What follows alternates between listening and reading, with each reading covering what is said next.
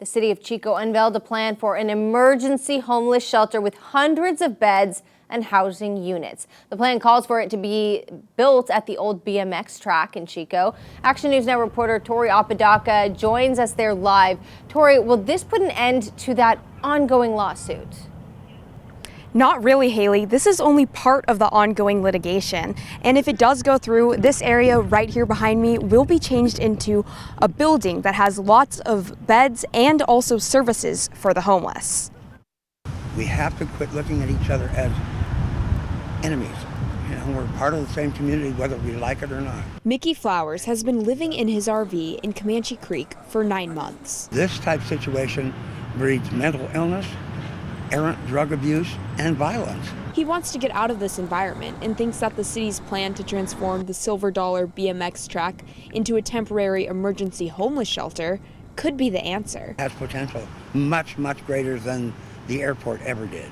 The request for proposal made by the city of Chico says the site would have 177 micro shelters in 354 beds, most of the $600,000 coming from federal COVID grants. Those funds were to help mitigate the impacts of COVID on the community, and obviously one aspect of that is a lot of the rules that were put in place and the recommendations from the federal government surrounding homelessness. Some people living here in Chapmantown, just down the street from where the new site would be, are nervous that it could bring more homeless people into their neighborhood. I think it's a little bit scary because of the fact that, you know, we already experience it here quite a bit.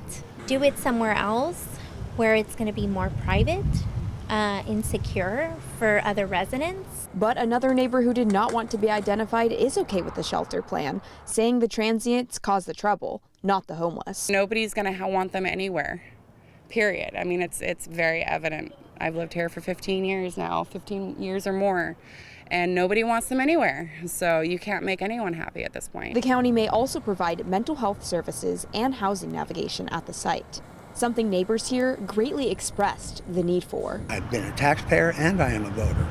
I am just in circumstances that they may have never been in. And I'm glad that they haven't. The city is taking RFPs until November 17th and then will make their recommendation in early December. They hope to have the site up and running if it does go through by mid-January. Live in Chico, Tori Apodaca, Action News Now, coverage you can count on. Thanks, Tori. That BMX track has been in its current location for 11 years and is working to move to a new spot north of Cohasset Road in between the Chico Airport and the West Side Little League. And that is the plan for the end of this year as well. One person is